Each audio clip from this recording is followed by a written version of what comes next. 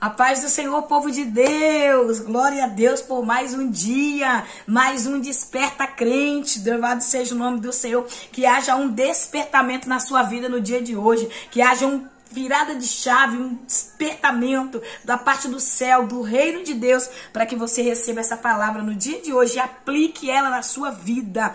Atos dos Apóstolos, capítulo 3. Hoje o dia é 11 de abril de 2024. Hoje meu bebezão faz 19 anos. Louva a Deus pela vida do meu filho Jardim. Hoje ele completa 19 anos de idade. E eu tô reconhecendo dia após dia que eu tô ficando velhinha. Deus é bom, Deus é bom. Daqui um dia chega 40 batendo na porta da minha casa também, né? Mas o Senhor está no controle de tudo. Obrigada porque eu tenho saúde, porque meu filho tem saúde e nós estamos vivos e sabendo que quem está vivo tem a oportunidade de viver o novo de Deus, né? Uma decisão sábia muda todo o futuro. Então que você tome essa decisão sábia hoje. Ore pela minha casa, pela minha família, pelos meus filhos, para que o Senhor resgate novamente, salve meus filhos, cure a alma, limpe a mente e traga novamente para a presença gloriosa do Senhor.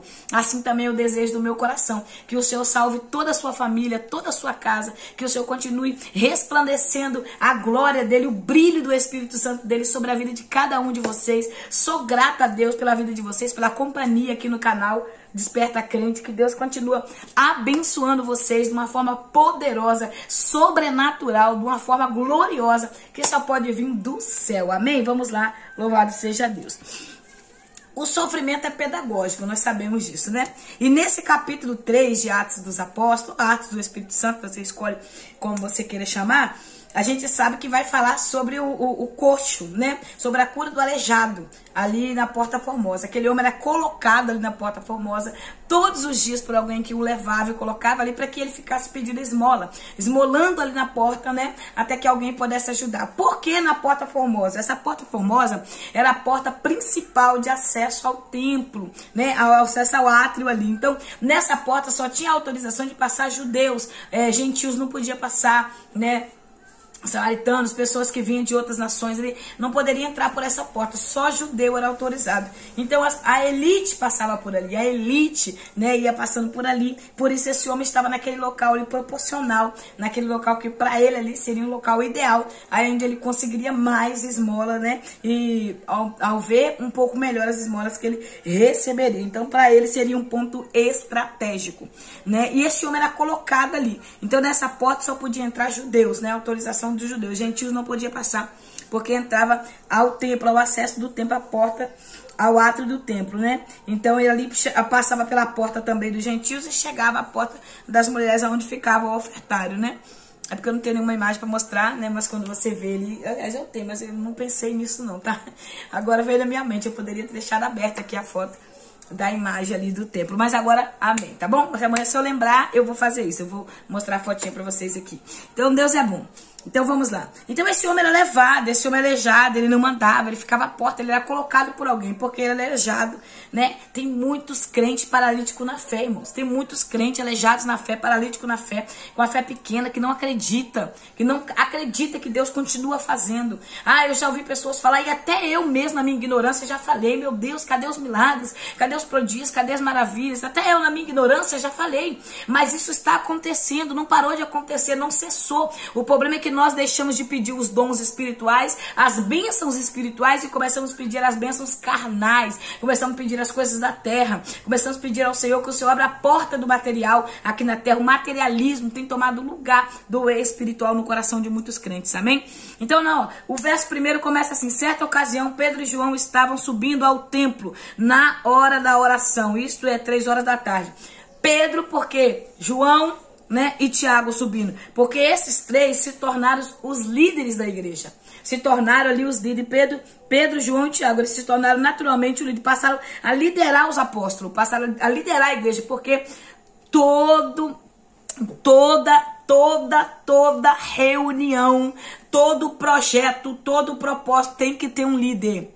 Tudo que se começa sem ter uma cabeça ali para liderar, a primeira cabeça é Jesus, claro, mas sem ter alguém ali na frente, não vai à frente. Tudo que a gente faz tem que ter alguém na frente para liderar, alguém ali para ser a voz, precisa disso. Se não tiver essa organização, não vai. Então Pedro, João e Tiago, eles três eram os líderes. Mas quem mais falava? Pedro. Você vai ver que desde o capítulo 2 Pedro está falando.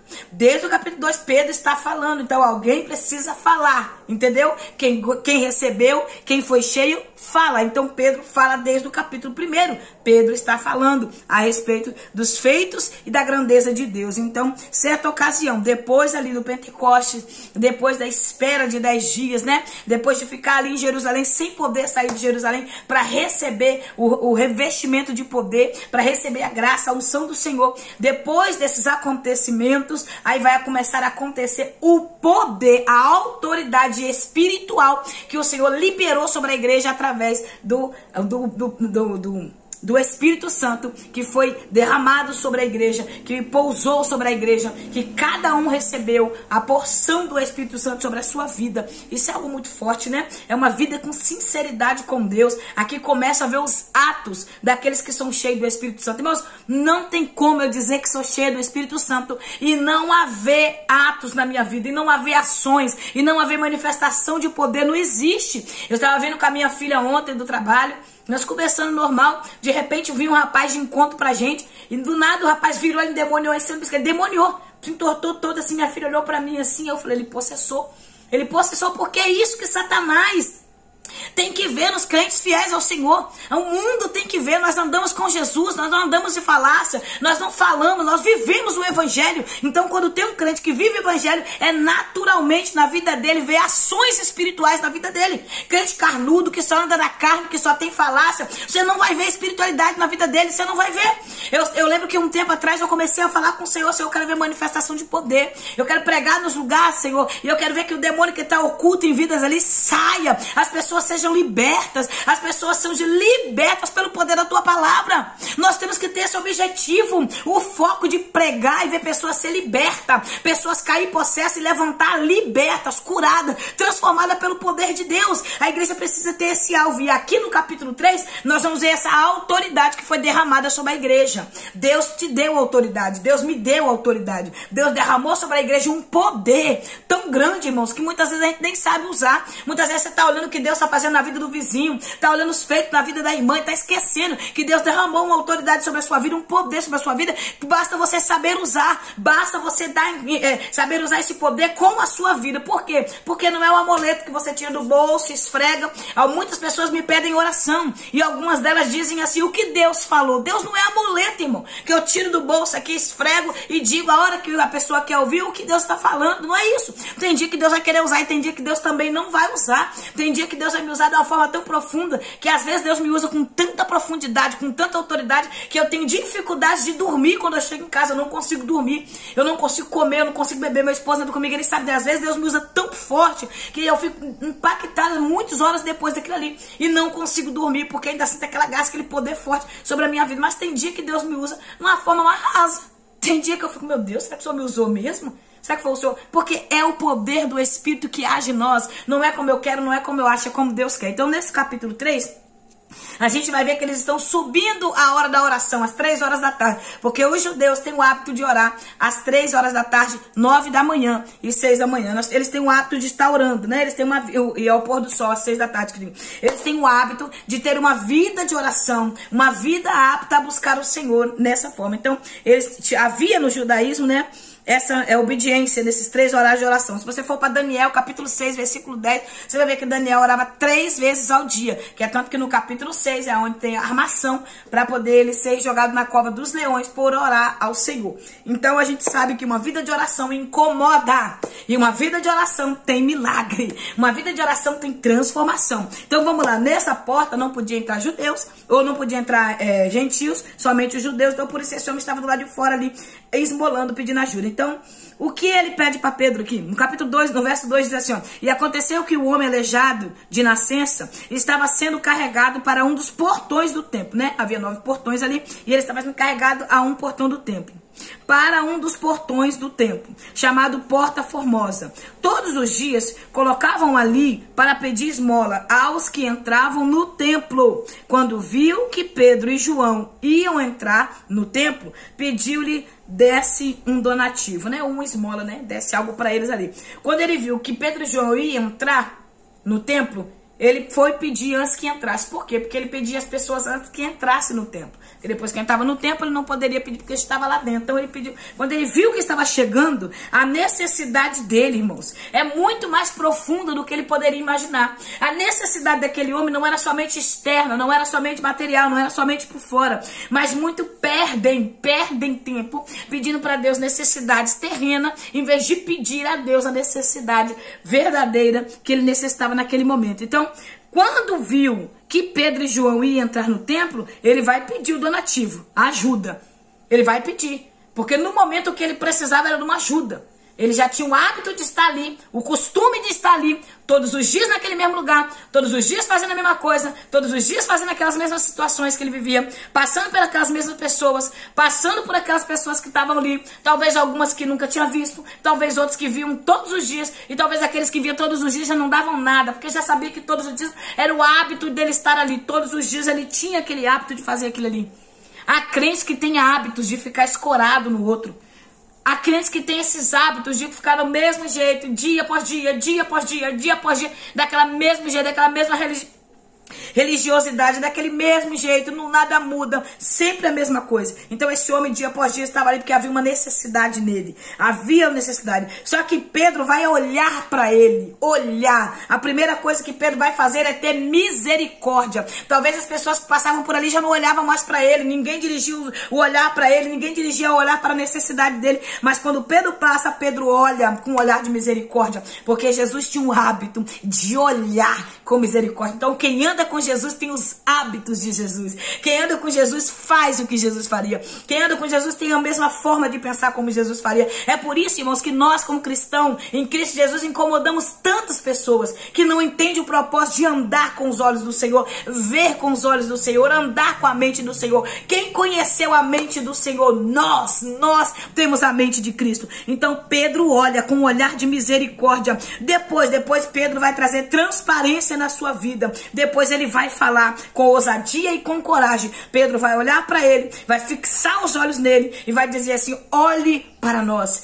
Olhar para nós hoje, irmãos, é algo muito sério, porque a gente vê em 1 Coríntios capítulo 11, Paulo vai falar assim: sede meus imitadores como eu sou de Cristo. Será que alguém pode olhar para mim e falar: missionária, eu imito a senhora porque a senhora anda com Deus? Será que eu posso chegar e falar: irmãos, olhe para mim, imite a mim, olhe para mim, ande da forma que eu ando porque eu ando com Deus? Eu não vou fazer essa pergunta para você, mas será que alguém pode olhar para você e falar isso? Aí talvez eu possa responder: eu sou falha, né? Eu sou pecadora, tô aqui na terra, né? Deus sabe, né? Todos nós não. Porque muitos de nós usamos essa desculpa para viver uma vida relaxada, para viver uma vida de qualquer maneira. Não olha para mim, não, olha para Jesus. Jesus é perfeito, não. Eu já falei várias vezes sobre isso também. Olha para Jesus, não. Olhe para mim e olhe sim para Jesus, porque eu sou igreja e Jesus nos ensina a olhar para a igreja dele. Se eu sou igreja, as pessoas vão olhar para mim. O mundo está olhando sedento, o mundo está olhando para nós, esperando algo de nós. Este homem, ele estava doente e ele pediu o que ele precisava naquele momento, mas ele estava doente. Ele não entendia que ele precisava pedir o que verdadeiramente era necessário para ele naquele momento. O mundo está doente e o mundo está olhando para mim, para você que sou igreja. O mundo está olhando para mim, para você que somos servos de Cristo e esperando de nós a cura, esperando de nós a palavra, esperando de nós o evangelho que liberta, que transforma. 1 Tessalonicenses capítulo 1, versículo 5. O evangelho não é só falas. O evangelho não é só palavras. O evangelho tem poder, autoridade. Será que nós possamos, pelos olhos da fé, profetizar cura no canceroso? Profetizar. Eu nunca esqueci uma experiência que eu tive, né? Como vocês sabem que eu já falei, eu preguei 3 anos e meio na rua, eu e meu filho. E eu lembro que chegou uma mulher com um papel na mão, um papel na mão branco, que era o resultado dos exames no médico. Essa mulher ficou ali ouvindo a gente pregar, e depois que nós terminamos ali o trabalho, eu e meu filho, ela veio chorando, me abraçou e falou assim: eu estou com câncer, e o médico falou pra mim que não tem mais cura, o câncer é terminal, eu vou morrer, você tá entendendo? Eu vou morrer. Ela falou isso pra mim, e eu creio nesse Deus que você pregou aqui. Eu não sou crente, mas se esse Deus que você serve, que você pregou aqui com autoridade, falando o que ele faz, se ele fizer em mim, eu vou servir a ele, eu vou viver a minha vida pra ele. E ali nós oramos, eu, irmão João, meu filho, profetizamos a vida daquela mulher. Uma semana, 15 dias depois, eu acho, foi uma semana depois, depois, aquela mulher voltou com papel na mão, chorando e dizendo que o câncer tinha sumido. Oh, glória! Aleluia! Dizendo que foi curada, que os médicos não estavam conseguindo entender, mas sumiu o câncer que ela tinha. Meu irmão, entenda isso. Precisa-se de mais crente doido, de mais crente louco, que profetiza a palavra, que acredita no poder da palavra.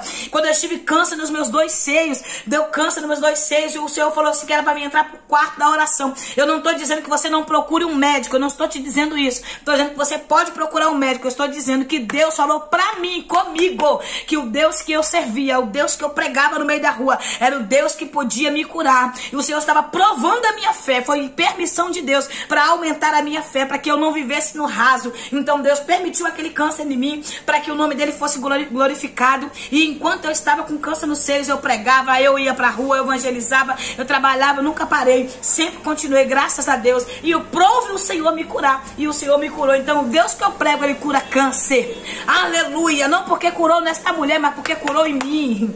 O Deus que eu prego traz a vida, porque eu vim trazer meu filho à vida. O Deus que eu prego faz coisas grandes. Esse é o Deus que eu sirvo. Ele mata, ele levanta, ele exalta, ele abate. Ele é Deus, ele está no controle de tudo. É isso que nós precisamos entender. Essa autoridade espiritual que estava sobre a vida de Pedro, de Tiago, de João e de todos os apóstolos de Jesus, é a autoridade que está sobre a igreja de Jesus. Se você é igreja, você tem essa autoridade que Deus deu. Você tem essa autoridade que o Senhor permitiu sobre a sua vida. Amém? É necessidade, irmãos. A necessidade muitas vezes é mais profunda. Esse homem estava doente, a necessidade dele era mais profunda do que ele imaginava. Mas ele pediu somente algo para que o corpo dele, o financeiro dele ali fosse resolvido. O problema é que nós estamos na fonte. O problema é que nós estamos com o dono da fonte e a gente só está pedindo aquela necessidade momentânea. E sendo que o que nós necessitamos é muito mais profundo do que o que nós estamos vendo com nossos olhos naturais. Então viva pela fé e começa a pedir a Deus tudo aquilo que ele tem para derramar sobre a sua vida no nome de Jesus. Eles não tinha uma vida dupla. Por isso que eles falam, olhem para nós. O problema é que muitos de nós estamos vendo uma vida dupla. Na igreja nós somos crentes e fora nós somos secularizados. Na igreja nós adoramos a Deus, lá de fora nós xingamos, gritamos, brigamos, falamos, batemos. Aqui em casa eu travo uma luta, batalha, porque eu tenho que permanecer crente num ambiente onde está difícil permanecer crente. Por quê? Porque meus filhos se afastaram do Senhor. Então eu preciso ter esse equilíbrio espiritual, porque o que é certo para mim, nos olhos deles não está mais certo. E eu preciso ter essa ligação e esse discernimento. Então se eu não tiver no controle do céu, eu vou viver uma pessoa descontrolada. Então eu vou viver crente na igreja e ímpia no mundo. E nós precisamos entender isso. Nós estamos no mundo, mas nós não somos desse mundo. E se você decidiu por Cristo, deixa ele tomar a direção da sua vida. Vai ter momentos que vai ser difícil, vai ter momentos que você vai sofrer, vai ter momentos que você vai querer parar, mas você precisa entender. Nós não podemos ter vida dupla. A nossa vida tem que ser transparente. Eu não subo no altar para pregar uma santidade que eu não vivo. Eu brigo com meus meninos. E se precisar, eu sempre falo que eles não brincam, não. Que se precisar, eu pego vocês. Claro que eu não pego eles, né? Porque eu não tô falando com criança, tô falando com adulto. Eu tenho um filho de 17, o outro fazendo 19, o outro tem uma filha de 21 que já casou. Então a gente fala porque é mãe, né? Quem é mãe entende isso. Mas eu não subo no altar para mostrar uma santidade que eu não tenho. Aqui na minha casa, meus filhos nunca vão poder falar assim, minha mãe vive uma vida dupla. Em casa ela é uma pessoa e na igreja ela é outra. Nunca eles vão poder dizer isso. Porque eu procuro ser uma pessoa o tempo todo quem Deus tem me feito, quem Deus tem me tornado. Falta muito ainda, muito, muito, muito. Pelo fato de eu sou baiana, quem é baiano sabe disso, nós somos muito apavorados, nós faz tudo assim. Eu começo com meu marido e fica comigo. Ele fala comigo, eu não entendo você, eu sou muito acelerada. Eu lavo roupa, faço comida, faço tudo ao mesmo tempo, porque é o jeito meu, que eu cresci assim com a minha mãe. Né? Minha mãe também é da mesma forma. Minha mãe pega as coisas pra fazer, ela termina tudo ao mesmo tempo. Nós somos assim, né? Mas para a misericórdia do Senhor, o Senhor me escolheu. Então não adianta, irmãos, eu viver uma vida dupla, porque uma hora vai cair a máscara, uma hora acaba, porque a Bíblia nos ensina que o juízo de Deus começa primeiro na casa dele. Aquelas pessoas que vivem de vida dupla, de fingimento, que não tem poder nenhum mais de Deus na sua vida, achando que Deus não está vendo. Deus está vendo, e uma hora certa o Senhor vai agir. Então que nós venhamos ter transparência na nossa vida com Deus, porque hoje tem muita prata e tem muito ouro, mas não tem o levanta e anda. Tem muita prata e tem muito ouro, mas não tem, assim te diz o Senhor. Tem muita prata e tem muito ouro, mas não tem uma revelação da parte do céu. Há pessoas que ficam inventando revelações, vendo a vida das pessoas na rede social. Eu já passei por situações que eu falei, Senhor, tem misericórdia de mim, porque não tem como. A gente tá com o ouvido ouvindo aquilo ali. Então nós precisamos entender, irmãos,